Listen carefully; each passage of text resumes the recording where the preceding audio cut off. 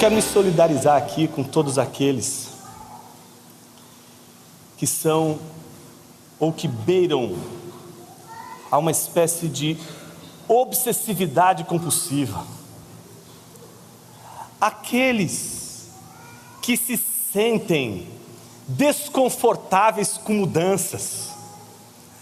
Aqueles que não podem e não suportam mudanças. Vocês não sabem, eu já estou dando recado pela segunda vez, aquele lugar é meu. Não sentem ali. Eu só perdoo o visitante.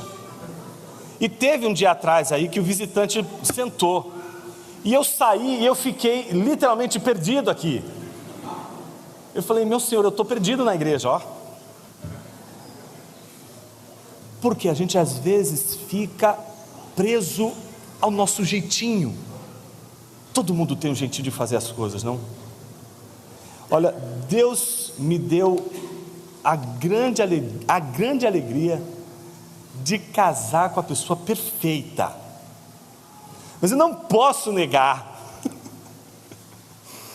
o quanto é extremamente, eu diria assim, provocativo, para não dizer uma outra palavra, por parte da minha digníssima esposa, quando eu recebo bilhetinhos no escritório, do tipo, eu passei por aqui. Meus irmãos, eu começo a tremer. Ela faz isso de propósito, ela coloca num post-it, porque ela sempre deixa alguma coisinha, um rastro de destruição, meus irmãos. Você não sabe a destruição que ela faz, ela tira um livro de um lugar para o outro. Desde o dia que eu liguei para ela, eu estava precisando preencher, colocar um parágrafo, estava no mestrado. Eu estava precisando colocar um parágrafo da citação de um livro. Eu disse, Ju, eu preciso que você vá até a estante número 1. Pega lá, ó, vai na terceira, o quarto livro da esquerda para a direita, abre na página 32. Ela falou assim, você é doente. E estava lá, e eu coloquei. Desde aquele dia, ela tem tratado comigo. Eu casei com psicóloga, não foi à toa. E ela faz bullying comigo. Ela vai trocando os livros de lugar. E eu sinto o cheiro da mudança, irmãos. Aquilo me destrói. Me destrói. Eu sou daqueles, eu não vou perseguir você não, pelo contrário. Se tiver alguma campanha que você conhece, algum lugar que liberte disso, me fala, eu vou junto com você. Mas eu sou daqueles que se eu vou num restaurante, eu como um prato, foi gostoso, eu vou comer a minha vida inteira aquele prato naquele restaurante. Eu não vou comer, todas as vezes que eu escolher qualquer outra coisa vai dar errado. Não escolho, eu vou naquele jeito. Já falo, você tem que ser mais aberto, você tem que ter, sabe, a cabeça mais aberta, você está muito, né? Não, eu vou comer esse negócio, é aqui que eu como isso, todas as vezes que eu como dá errado. Então eu sou assim, metódico. E eu acho que todo mundo, em um certo sentido, tem esse tipo de obsessão. A gente faz planos e a gente quer que esses planos deem certo. Eu prometo que a última menção eu diria assim, autorreferente desse sermão.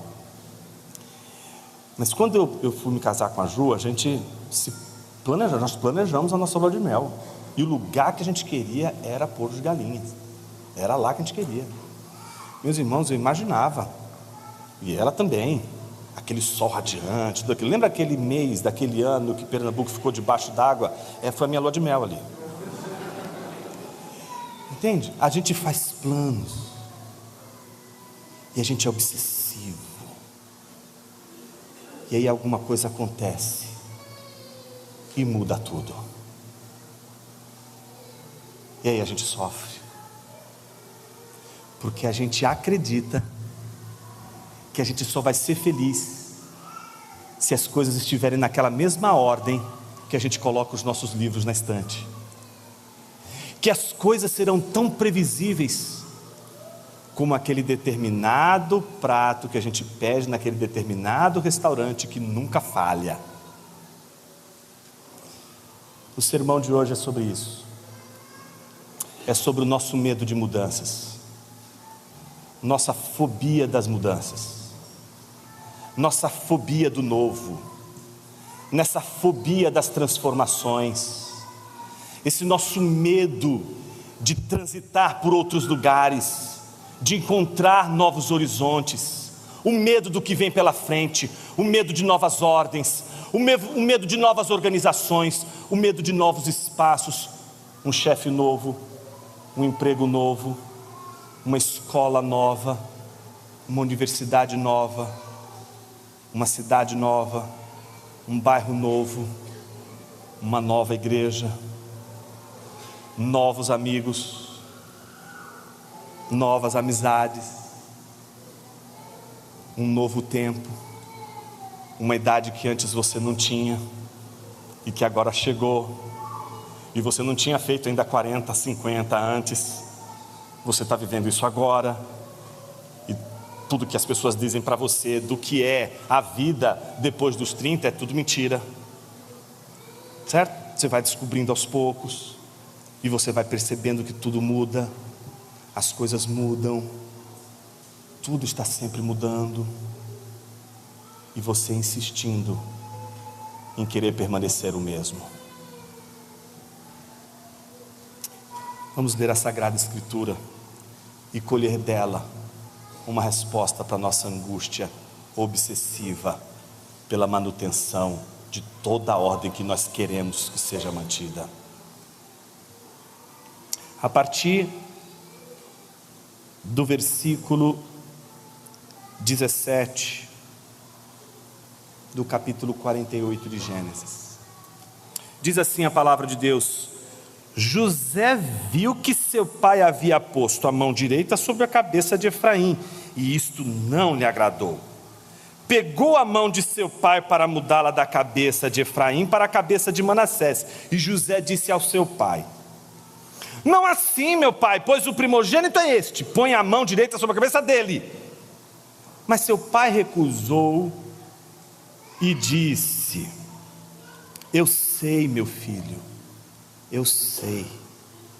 Ele também será um povo, também ele será grande, mas o seu irmão menor será maior do que ele, e a sua descendência será uma multidão de nações.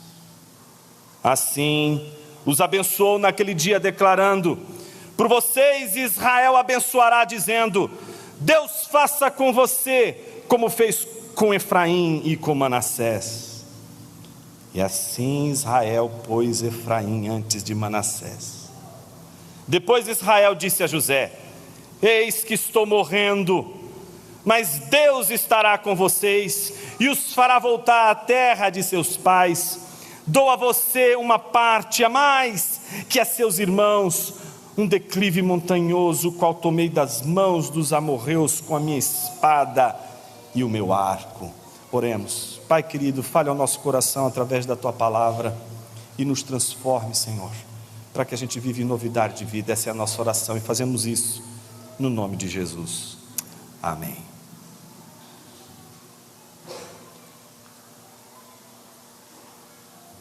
Nós vimos na semana passada o final de um ritual, que é o ritual de adoção, quando Jacó adota Efraim e Manassés como seus filhos, sendo eles filhos de José, com uma egípcia, colocando, portanto, aqueles que não estariam na linhagem da descendência da promessa, enxertando eles. Essa adoção, ela é tão importante porque coloca aquele que não era povo como povo agora. Então Efraim e Manassés são agora adotados. E então começa um segundo ritual, que é o ritual de bênção, porque Jacó está para morrer. E nós vimos que esse ritual se repete na história dos patriarcas. E é curioso como ele vai se repetindo com sinais de ironia. Algumas coisas parecem insistir em não mudar, em sempre querer ser a mesma. E é interessante como o primogênito, que deveria ser o primeiro abençoado, o rebento, aquele que de onde a bênção de Deus vai florescer, a gente vê a história dos patriarcas sendo completamente modificada, porque até onde a gente sabe, não é Isaac o primogênito, mas é Ismael. Até onde a gente sabe, Não é Jacó o primogênito, mas é Esaú. Até onde a gente sabe, não é José o primogênito, mas Rúben. Até onde a gente sabe, não é Efraim o primogênito, mas é Manassés.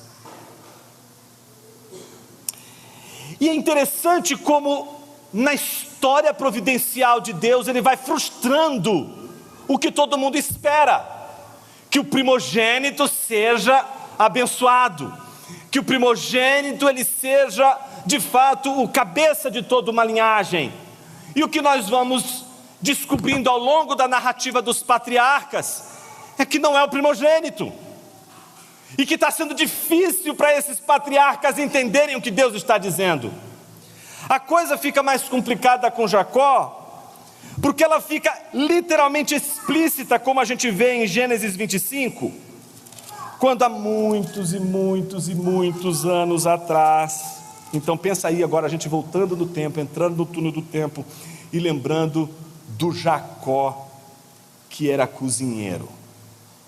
Jacó que não sabia usar espada, Jacó que não era guerreiro, Jacó que não guerreava, Jacó que era inteligente. E que junto com sua mãe, suplanta a primogenitura de seu irmão.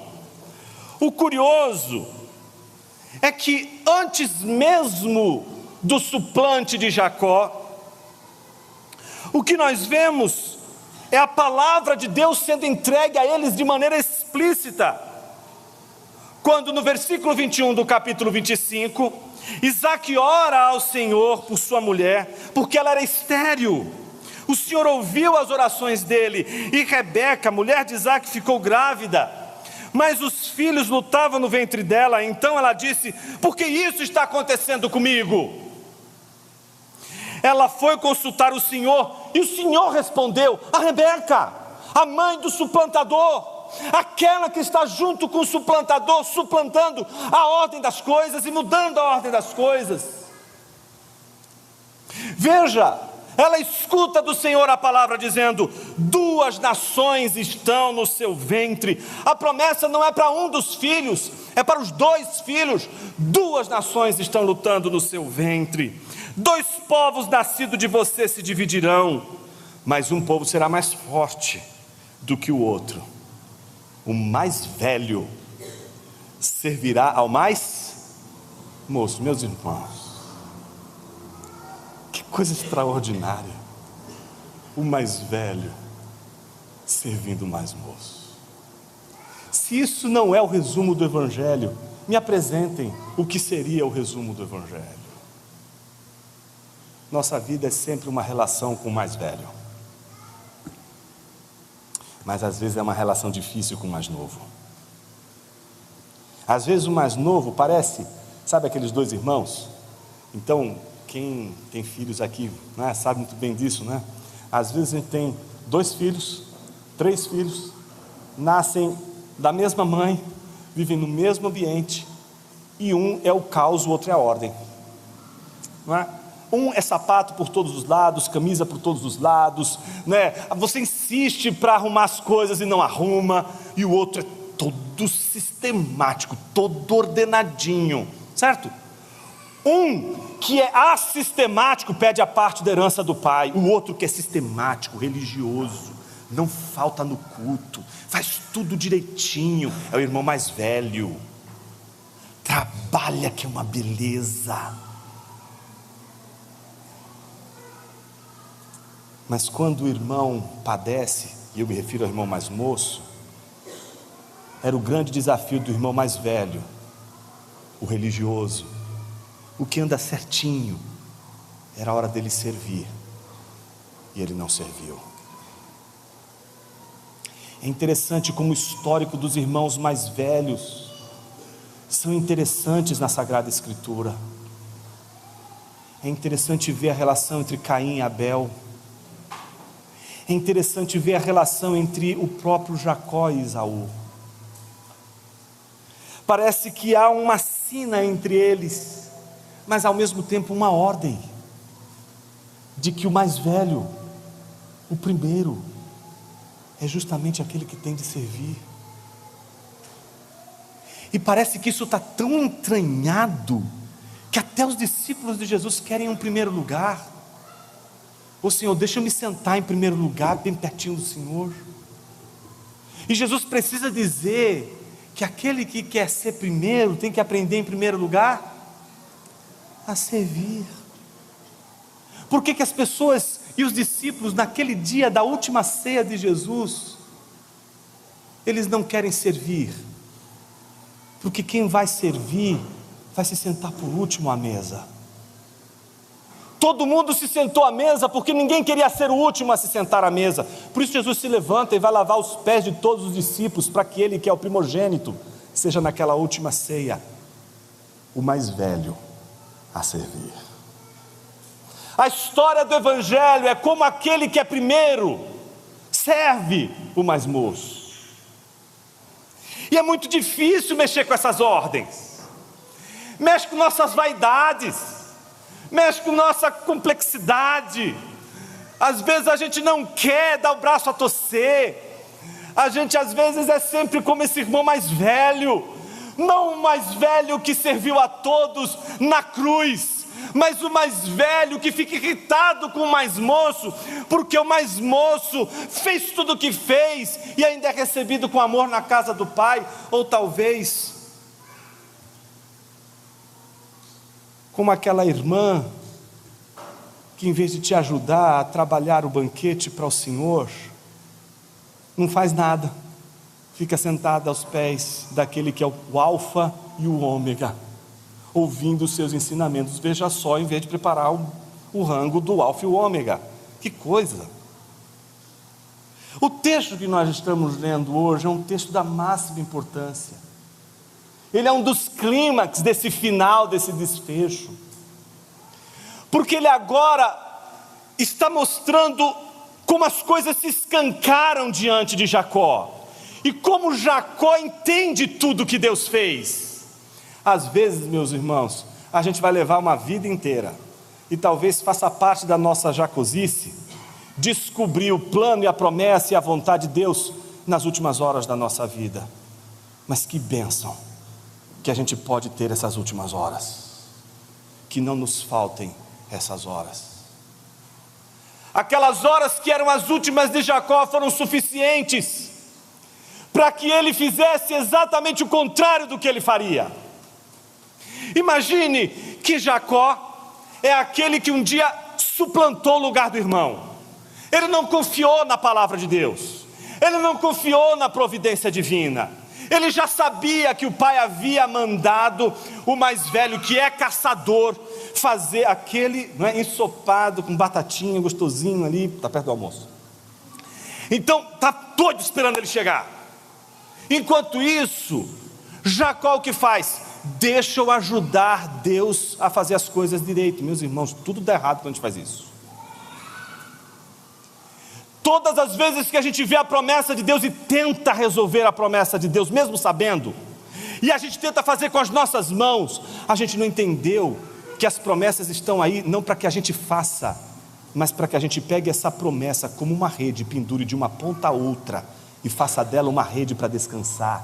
Assim são as promessas de Deus. As promessas de Deus não é para você pegar suas mãos assim, agora vou arregaçar as mangas e vou trabalhar. A promessa de Deus é a promessa do descanso, é a promessa de um Deus que está dizendo: só contemple as obras das minhas mãos, só contemple a dádiva, só contemple o que eu vou te dar. É só isso.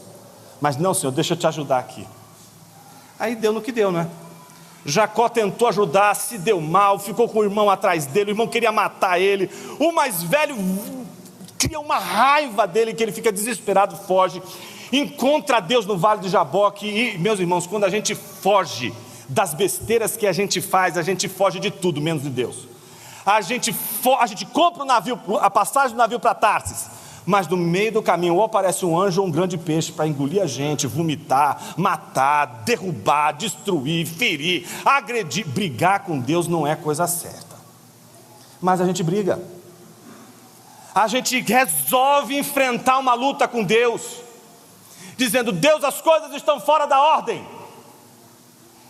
Já não era tempo que eu precisava dizer umas boas verdades para o Senhor.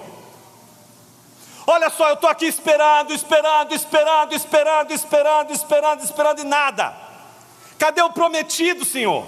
Mas eu quero, Senhor, e está demorando. Eu preciso acontecer e não está acontecendo.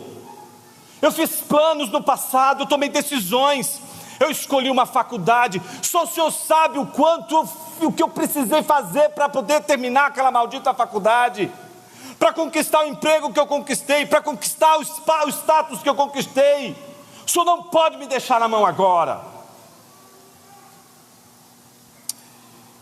E assim Jacó vai lidando com as suas frustrações, até o dia em que ele percebe que o tempo passou, e ele está diante de uma situação a mais incrível que poderia acontecer com ele. Ele está velhinho. Então, em geral, quando as pessoas elas ficam mais velhas, elas não têm mais filtros. Isso é bom, porque elas não ficam mais com aqueles eufemismos que a gente usa, né? Olha, veja bem. Não é veja bem não, é isso, ó. Pá, pá, pá, pá, pá. Então o Jacó é assim. Jacó, o que tem que falar, ele fala. Ele não mede palavras, certo? Ele está encerrando a vida dele. Ele já fez revisão de vida. Ele sabe que ele não volta para Canaã. Ele sabe que ele precisa fechar algumas contas. Ele precisa resolver algumas. Outras vão ficar abertas. Ele vai deixar como herança. Nada justo, nada mais justo, certo? E aí o que acontece? Nessa fase final, ele encontra aquilo que ele não esperava. José, o filho amado. Deus dá um presente para ele no final da vida. Ele diz: Senhor, eu esperava tanta coisa, mas jamais esperava que um dia eu veria meu filho. E Deus permitiu que ele visse o seu filho e os filhos do seu filho. Então ele adota esses meninos, mas só que ele está morrendo. E aí ele precisa fazer o ritual da bênção. Aquele ritual que Isaac, seu pai, um dia fez. Quando chegou para o mais velho, ó, vai lá assar aquela carninha com batatinha, ó, vamos, faz para mim lá, traz e a gente vai fazer todo o ritual da bênção aqui. Chegou aquela hora, não tem como Jacó não lembrar dessa ocasião. Ele sabe todo o ritual. E dessa vez o que acontece? Nós vimos na semana passada, chega José com os 2 filhos. Quem está na mão esquerda? O mais velho, que é Manassés. Quem está na mão direita? Efraim, que é o mais moço. E por que ele está levando na direita o mais moço, sendo que o mais velho está na esquerda? Porque não é na mão dele que vem a bênção, é da mão de Jacó. Então quando ele leva os 2 filhos, quem está na esquerda vai receber a bênção da direita. Quem está na direita vai receber a bênção da esquerda. Então o filho mais moço vai receber a bênção da esquerda. O primogênito vai receber a bênção da direita, que quem vai dar é o pai. E veja que ironia. Assim como Isaac não conseguia enxergar bem os seus filhos, Jacó também não consegue enxergar. Mas o velho está vivo. Tão vivo, tão vivo, tão vivo, que quando entregam os 2 meninos, entregam na ordem, como as coisas têm que ser. Um furdúncio acontece ali. Nós lemos na semana passada, depois daquela belíssima oração de bênção, em que Jacó começa lembrando Deus de Abraão e Isaac, o meu pastor, que vem me pastoreando e cuidando de mim ao longo de toda essa jornada, o anjo que encontrei no vale de Jaboque, e que mudou a minha vida e mudou a minha sorte. Que ele seja agora a bênção de todos vocês, meus filhos. Então, naquela hora em que ele anuncia a bênção e vai colocar as mãos para abençoar os 2 meninos, o que ele faz? Cruza as mãos. O velhinho ficou doido. Vai mudar toda a história de novo, e vai voltar tudo, bagunçou tudo de novo. Era só botar as 2 mãos, uma na cabeça da esquerda, outra na cabeça da direita. Abençoa aqui, ó. Esse aqui é o Manassés, esse é o mais velho, abençoa esse primeiro, e esse é o mais novo. A bênção é para os 2. Este aqui vai ser a grande nação, e este aqui vai ser o depois. Só faz isso. É assim que manda a liturgia, é assim que todos os povos fazem, é assim que a gente vem fazendo ao longo de tantas e tantas décadas. É só fazer isso.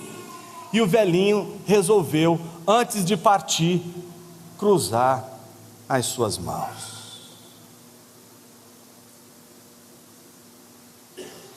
Essa é aquela hora que a gente se assombra e diz: e agora? Será que Jacó se perdeu? Meus irmãos, não teve dia mais glorioso, mais sábio, mais verdadeiro, mais sublime, mais obediente, mais justo, mais digno, mais fervoroso, mais piedoso do que esse dia. Foi o dia mais incrível de Jacó. Foi o único dia que, com toda a certeza bíblica que você pode imaginar, ele fez o que tinha de ter sido feito. E é por isso que o sermão de hoje é complicado, porque ele tinha de fazer o que não era para fazer. Coisa estranha, né? Às vezes Deus pede para a gente coisas estranhas, coisas que parecem estar fora da ordem, como por exemplo, pegar o filho da promessa, leva até esse monte, e um Deus que jamais aceitou sacrifício de seres humanos pede agora que um pai sacrifique não só um ser humano, mas sacrifique o filho da promessa. Não é estranho isso? É um pedido estranho, está fora de ordem, não é assim que tem que ser.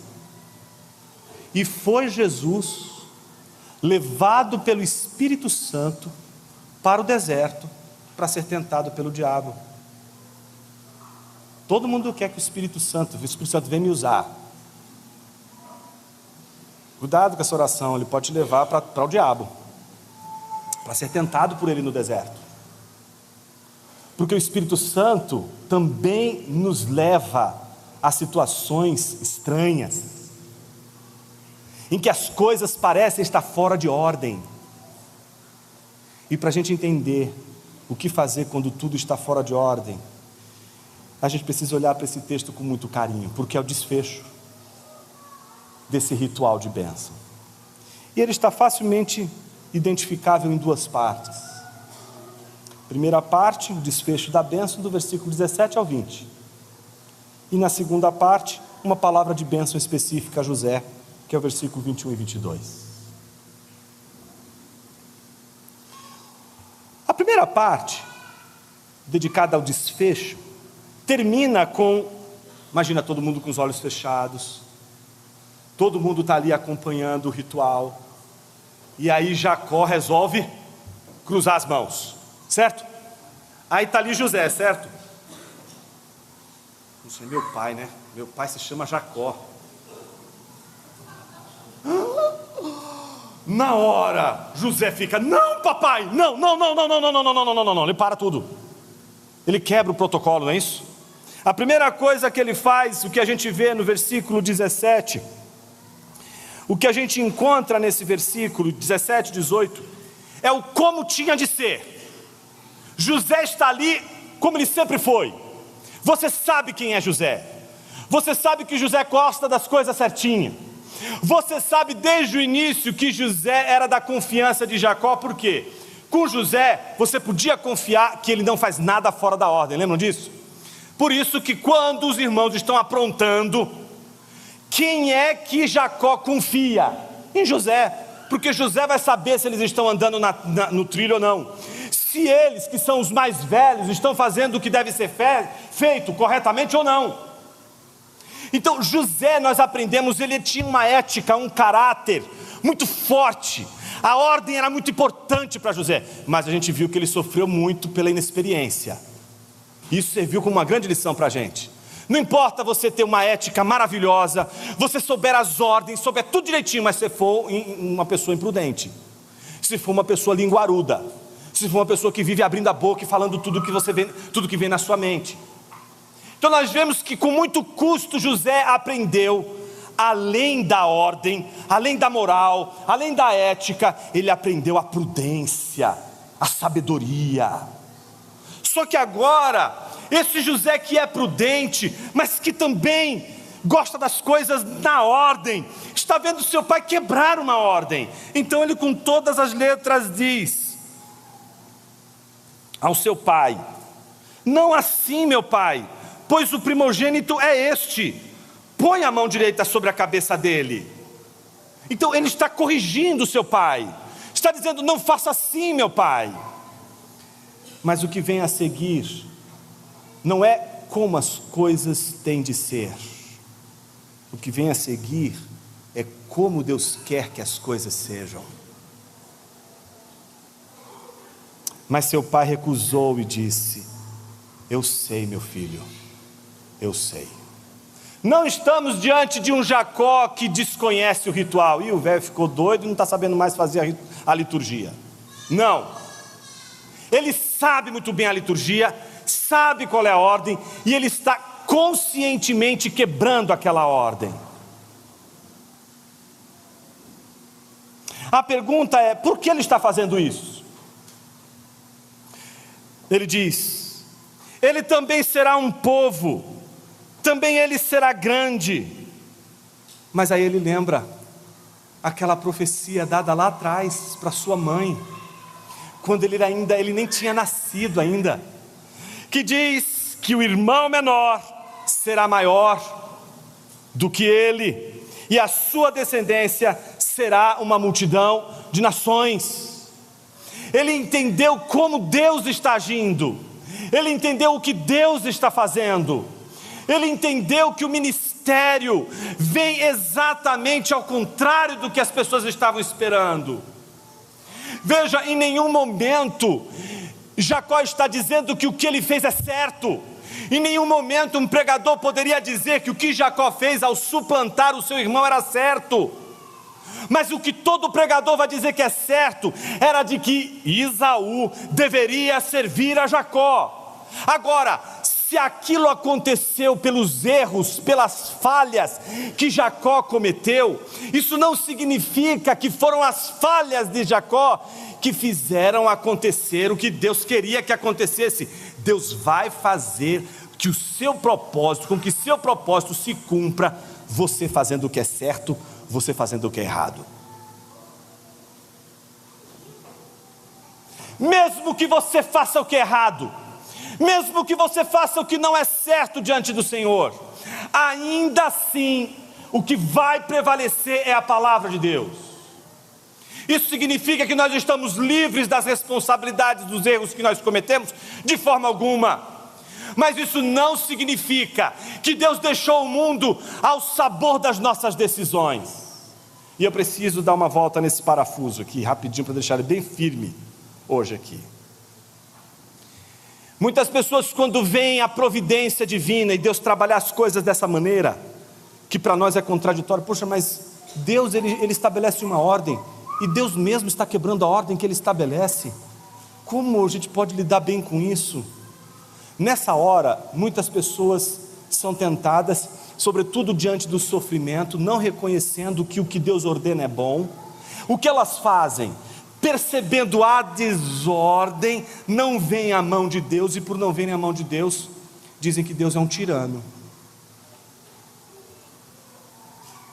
Então não são poucas, mas muitas as pessoas que dizem assim: Deus é um tirano porque Ele elege, porque Ele escolhe, porque Ele dá destino, porque Ele diz que as coisas têm de ser dessa forma e não daquela, porque existe um Judas, porque existe um faraó, porque que existe o sofrimento, porque que existe o mal, porque que aconteceu isso na minha vida, poderia ter acontecido com tantas pessoas, porque que aconteceu comigo? Então Deus é um tirano, Deus faz as coisas de maneira tirânica. Perceba uma coisa nesta manhã importantíssima, isso é a volta do parafuso. Um tirano só é tirano porque ele exerce uma autoridade sobre aquilo que não é dele. Seu marido é um tirano se seu marido exercer uma autoridade que não compete a ele. Sua esposa é uma tirana se ela exercer uma autoridade, um domínio que não pertence a ela. Entende que a questão não é o exercício do domínio, mas o que está em jogo é a validade deste domínio. Você não pode exercer autoridade sobre a vida de absolutamente ninguém, porque a vida de absolutamente ninguém te pertence. Por isso, um tirano é aquele que vai exercer um domínio sobre coisas que não lhe pertencem. Ele vai dizer que simplesmente essa igreja é minha, quem manda nessa igreja sou eu. Já viu um tirano assim ou não? Ou você está dentro dessa visão, ou você está fora. Se você não pegou a visão, irmão, vaza daqui, porque aqui é só para aqueles que vão marchar e não vão parar, certo? Então um tirano diz: isso aqui é meu, quem vai tosquear isso aqui sou eu. Isso é um tirano. Ele toma algo que não é dele, como se fosse dele, e domina, exerce domínio sobre o que não lhe pertence. Isso é tirania. Por isso que você vai ver, sobretudo entre os reformados, entre a tradição reformada, o direito de lutar contra os tiranos. Há vários tratados de reformadores de que há necessidade de que os tiranos sejam combatidos, de que a maneira como se lida com o tirano não é uma maneira pacata. Não se pode aceitar a tirania, não se pode se submeter a uma tirania. Nenhum protestante poderia se submeter a qualquer tirania que fosse, por sua própria natureza teológica, porque a tirania tem a ver com o exercício de um domínio de algo que não lhe pertence. Isso é um tirano. Mas se Deus exerce domínio sobre você, é porque você pertence a Ele, e não há absolutamente nada de ilegítimo. Deus pode fazer o que Ele quer com as coisas dEle, tudo pertence a Ele, tudo é dEle.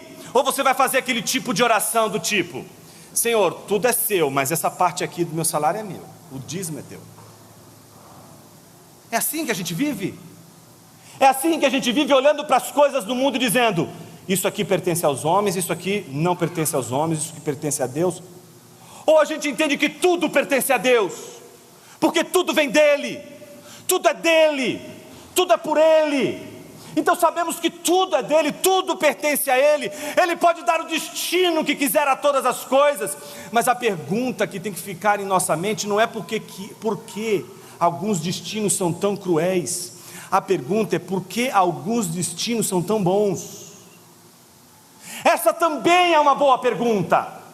Não é só uma boa pergunta saber porque Deus é todo poderoso, Deus é todo bondoso e existe o mal.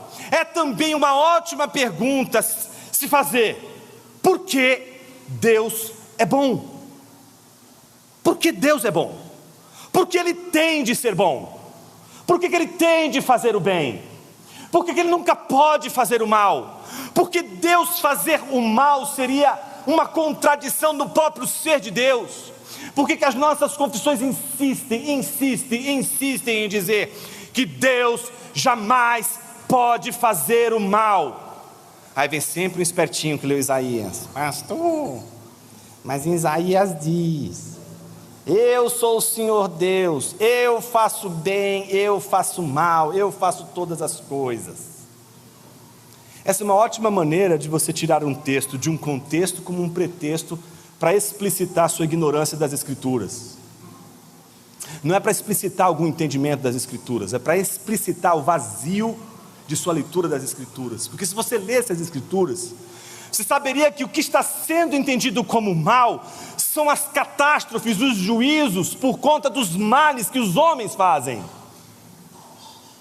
Então imagine que mesmo as catástrofes, tudo o que acontece, se você tiver na sua mente qualquer hipótese de um Deus que faça algo mal, você perde Deus de vista, porque você nunca vai conseguir entender que o juízo de Deus é algo bom, mas para quem está sofrendo esse juízo é sempre algo mal. Esse é o problema. Eu te faço uma pergunta: se você acha que o juízo é algo mal, você deveria sair daqui e nunca mais dobrar os seus joelhos diante de uma cruz, qualquer que seja, porque você não poderia aceitar aquele ato de violência contra Jesus como um sacrifício. Você só poderia aceitar como um martírio, um grande pensador com ideias revolucionárias que morreu por uma causa. Mas esse não é o Cristo que está aqui nesta manhã. O Cristo que morreu naquela cruz foi imolado por Deus, foi sacrificado por Deus, foi morto por Deus. A ira divina se pesou sobre ele. A ira e o juízo divino tornou Jesus maldito. Maldito que for pendurado no madeiro. O que vemos na cruz é a ira divina, o juízo divino, todo sobre Jesus. E eu lhes faço uma pergunta: isto é fazer o mal? Isto é fazer o mal? Se isso não é a maior de todas as bondades que alguém poderia fazer na face da terra, salvar pobres pecadores que não seriam capazes de salvar a si mesmos, não entregando um outro sem vergonha para morrer na cruz, mas entregando o seu único filho, seu próprio filho, para morrer por um bando de homens pecadores. Então, meus irmãos, o que nós vemos é um Jacó que percebe que Deus estabelece as ordens, mas quando ele quebra as ordens que ele mesmo estabelece, ele pode fazer isso, porque ele é Deus. Eu não posso fazer isso, você não pode fazer isso. Nós não podemos mudar as ordens, nós não conseguimos mudar as ordens como nós gostaríamos, mas Deus muda. Ele faz as coisas do seu próprio jeito, da sua própria maneira, e isso é insuportável para seres autônomos, seres que querem se sentir livres, leves, soltos, sem amarras, sem prisão alguma. Só que esse ser humano não existe. E Jacó passou a vida dele inteira sabendo que ele era predador de si mesmo, que ele era escravo, e a única ação livre de Jacó é esta. Essa é a maior e mais poderosa ação de Jacó, aquela ação que só poderia ser feita por alguém que faz em obediência, como seu pai Abraão um dia fez. Ele podia fazer qualquer coisa, ele podia questionar a Deus, ele poderia dizer: o Senhor está contra o Senhor, como o Senhor pede o sacrifício de um ser humano, como o Senhor pede o sacrifício do meu filho. Mas Abraão sobe e levanta o cutelo até o fim. Ele não está entendendo a obra estranha de Deus, ele não está entendendo as coisas estranhas que Deus está pedindo, mas ele obedece. Isaac faz a mesma coisa. E Jacó faria diferente? Óbvio que não. E a história de Jacó termina exatamente assim, com um Jacó que vai fazer conforme Deus quer. Ele entende que precisa ser feito como Deus está ordenando, como Deus está mandando. Ele sabe qual é a ordem dos homens, mas agora ele sabe qual é a ordem de Deus. Minha pergunta para você nessa manhã é uma só: você sabe as ordens dos homens, e você sabe as ordens do mais importante dos homens com os quais você convive, você mesmo. Você sabe suas ordens, e você sabe das ordens dos outros. Minha pergunta é se você reconhece as ordens divinas que desordenam as nossas ordens, para que as nossas ordens desordenadas sejam ordenadas à providência divina, para que nenhuma de nossas histórias sejam histórias independentes da providência divina, como se fossem histórias únicas, como se fosse apenas a sua história.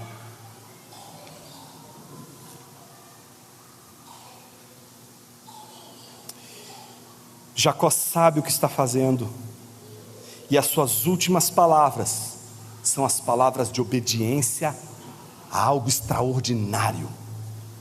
Ele está fazendo como um dia seu pai Abraão fez. Ele está cumprindo a vontade de Deus, mesmo que ela seja contrária a ordens já estabelecidas.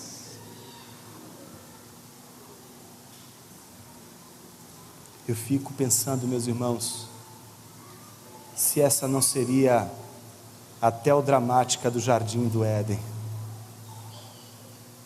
Porque o que haveria de diferente entre as outras árvores e aquela árvore do conhecimento do bem e do mal?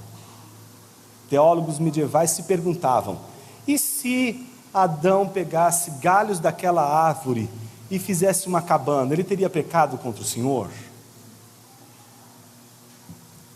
E se elas têm o mesmo sabor, o fruto é o mesmo, se ela não é uma árvore distinta das outras, porque ela é apenas uma árvore dentre outras árvores produziriam o mesmo fruto, mas a diferença é que aquela não pode.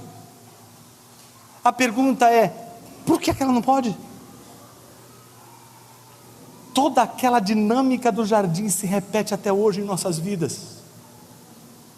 Ou a gente obedece às nossas ordens, ou a gente obedece às ordens divinas, que são muito estranhas. Por exemplo, Ele nos coloca num jardim de delícias, com um bando de árvores frutíferas, e diz, mas essa eu não quero. Aí alguém poderia dizer assim, Jonas, mas aquela árvore era profunda, você dava uma bocanhada nela e você se tornava um Einstein, conhecedor de todas as coisas, do bem e do mal. A Bíblia não está falando ali de conhecimento intelectual, o homem não se tornava, não é uma droga que o homem comia daquela árvore ali, e agora eu entendi tudo. A árvore do conhecimento do bem e do mal representa que agora ele sabe o que é desobedecer a Deus. E essa é a maior desgraça do homem, ter um dia conhecido a desobediência. Ele conheceu o que é fazer a sua própria ordem, seguir seu próprio ordenamento, seguir sua própria ordenação, seguir seu próprio jeito das coisas. Ele abriu mão de seguir a ordem divina, ele abriu mão de seguir o jeito de Deus organizar as coisas, mesmo que pareça estranho me colocar num jardim cheio de árvores, mas me proibir de comer uma dessas árvores. Talvez você esteja exatamente assim. O que é interessante em tudo isso é também a reação de José. Se você parar para pensar, logo após Jacó corrigir seu filho e dizer, não, eu sei o que eu estou fazendo, não estou aqui fazendo nada de errado, estou fazendo o que é certo.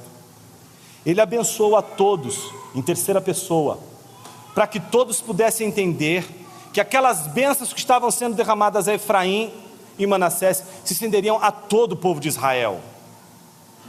E na sequência, versículo 21, ele diz a José, estou morrendo, mas Deus estará com vocês e os fará voltar à terra de seus pais. Então perceba como que vai desfechando, o desfecho que Jacó vai fazendo. Ele resolve a questão da descendência, a descendência está resolvida com Efraim e Manassés, e agora está faltando o outro dado, a terra. É sempre o povo e a terra, meus irmãos. A história de Deus é sempre a história do seu povo e do lugar. Não existe um povo sem lugar, não existe um céu sem lugar. Nós estamos indo para um lugar. Uma das coisas mais bonitas que o Lewis fez foi chamar as suas crônicas de Nárnia e não crônicas de Aslan, porque faz a gente perceber que a beleza toda daquelas crônicas, que narram sim os efeitos de Aslan, não nos trazem um Aslan sem terra, não nos trazem um Aslan sem lugar, não nos interessa um Deus sem lugar, não nos interessa um Deus sem um lugar para onde Ele vai nos levar. Jesus, a última vez que disse na ceia com os seus discípulos, Ele disse, eu vou preparar-vos lugar. Você não foi feito para ser um anjo e locales, sem lugar, sem um lugar para você habitar. A nossa história é uma história do povo e da terra, e Jacó sabe disso, por isso ele olha para José e diz, eu sei que eu estou morrendo, e eu sei que eu não vou para o lugar de onde Deus me havia, para onde Deus me havia enviado, mas Ele vos fará voltar à terra de seus pais. Meus irmãos, isso está sendo dito, veja, 400 anos antes do opróbrio no Egito, e muito antes de eles entrarem na terra de Canaã com Josué. A promessa está sendo feita, e por séculos esse povo vai esperando, por séculos esse povo vai aguardando a ordenação divina. E aí você vem me dizer, Jonas, eu não estou aguentando esperar, minha obsessividade é tão grande, eu estou tão obsessivo com as ordens, que eu não aguento Deus mexer nessas ordens. Deus está mudando tudo, está mexendo em tudo na minha vida, e eu não estou aguentando, não estou suportando, porque parece que Ele está virando tudo do avesso. E eu vou dizer para você, ainda bem, esse é o sinal da sua eleição. Deus não está deixando você seguir o curso da destruição, Ele não está permitindo você fazer o que você quer, porque quando Deus permite que você faça o que você quer, o caminho que te reserva no final é a destruição. Glória a Deus, porque Ele está mexendo na sua vida, glória a Deus, porque Ele está tomando ali aqueles espaços obsessivos e mudando os livros de ordem. Não faça isso de novo, Ju. Glória a Deus, porque Ele está transformando o nosso cenário, fazendo as coisas ficarem de uma maneira diferente, para que a gente pudesse olhar e dizer assim: Senhor, eu achava que eu não ia ver um final tão glorioso para essa história, mas o Senhor fez, e por isso eu te sou grato, porque é o Senhor que está fazendo tudo. Eu queria que você pensasse um pouquinho sobre o que você está esperando por tanto tempo e não está vindo do jeito que você quer. Os planos que não estão acontecendo conforme suas expectativas.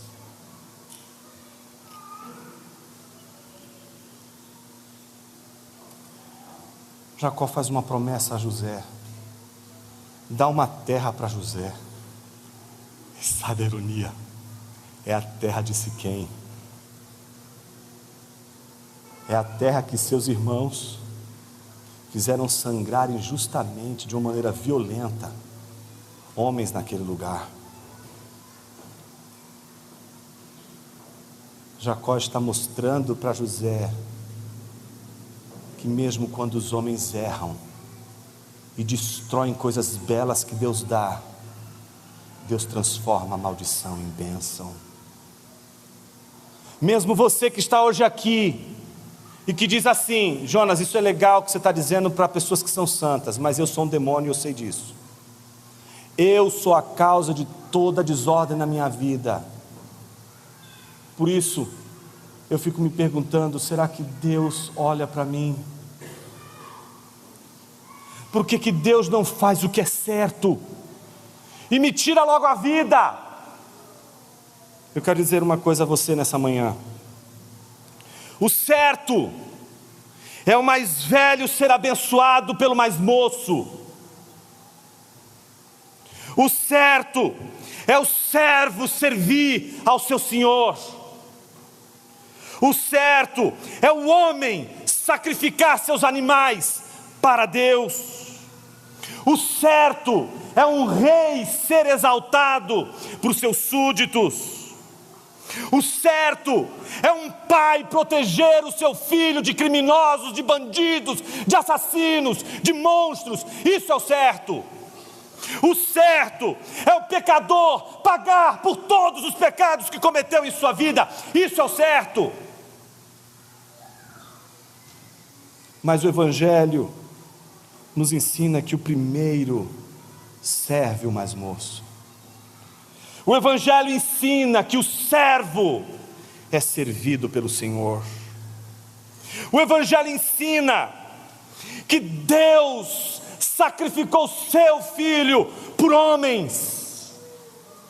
O Evangelho ensina que o rei foi humilhado no madeiro, que o rei não foi exaltado, mas crucificado com uma coroa de espinhos em sua cabeça. O Evangelho ensina que o pecador não deve pagar pelos seus pecados, porque Jesus assimilou os seus pecados de uma vez por todas naquela cruz. Por isso você, miserável, você que clama a Deus para que Deus tire sua vida, porque você não consegue ver um dia feliz na sua vida, porque você se acha a pessoa mais destrutiva deste planeta, porque você acha que onde você põe a mão as coisas não prosperam. Pelo contrário, elas não andam, elas não prosperam, elas desandam. Você é como um Jacó, onde põe a mão deixa um rastro de destruição. Você acha que você é um pecador? Você acha que você tem de pagar pelos pecados que você cometeu? Você acha que você tem de sangrar? Mas a sua vida não é tão preciosa assim para salvar a sua própria vida. É preciso uma outra vida mais preciosa do que sua vida. E essa vida tinha sangue, como sua vida tem sangue. E a única morte que vale a pena não é a sua, mas é a morte do Redentor. A morte daquele que não era certo morrer no madeiro, nas circunstâncias que morreu, mas era o que tinha de ter sido feito. E essa é a história do Evangelho. O Evangelho não é sobre como você pensa que as coisas devem ser organizadas. O Evangelho é sobre quando é que você vai acordar para perguntar para Jesus: qual é a ordem, Senhor? Senhor, aqui estamos. O que o Senhor quer de nós? As nossas igrejas hoje, elas vivem pedindo para Deus fazer um milagre, para Deus dar uma bênção, e não há nada de errado com isso, meus irmãos. Eu creio num Deus que faz milagres, eu creio num Deus que transforma situações, eu creio que Deus converte pessoas viciadas em drogas, eu creio que Deus cura a gente do câncer, eu creio que Deus faz milagres extraordinários, creio com toda a minha força nos milagres de Deus, creio que Deus faz, porque exatamente quebra ordens que nós esperamos as coisas.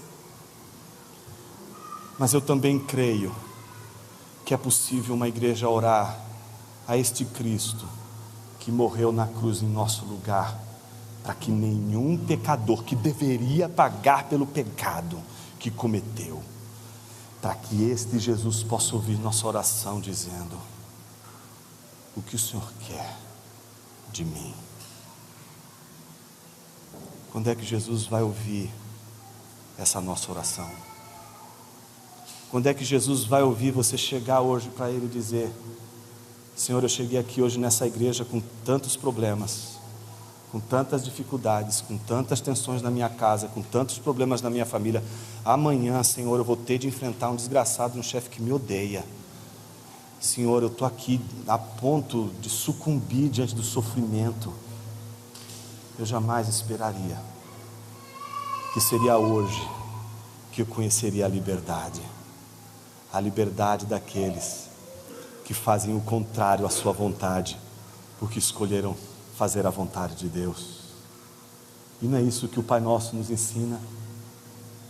O que nós oramos quando encerramos o Pai Nosso? Seja feita a sua vontade, assim na terra. Vocês não são crentes, não? Nunca mais oraram o Pai Nosso? O que diz o Pai Nosso? Seja feita assim na terra como no céu. Curva a sua cabeça por um momento. Será que essa palavra, seja feita a tua vontade assim na terra como nos céus, ela é verdadeira? Se ela for verdadeira, faça um autoexame antes de participar do corpo e do sangue de Cristo Jesus. Você que está em autoexame e se sente tão pecador, você que se autoexaminando diz: é certo que os pecadores paguem pelos pecados que cometeram, mas Jesus morreu pelos meus pecados. Então não transforme esta ceia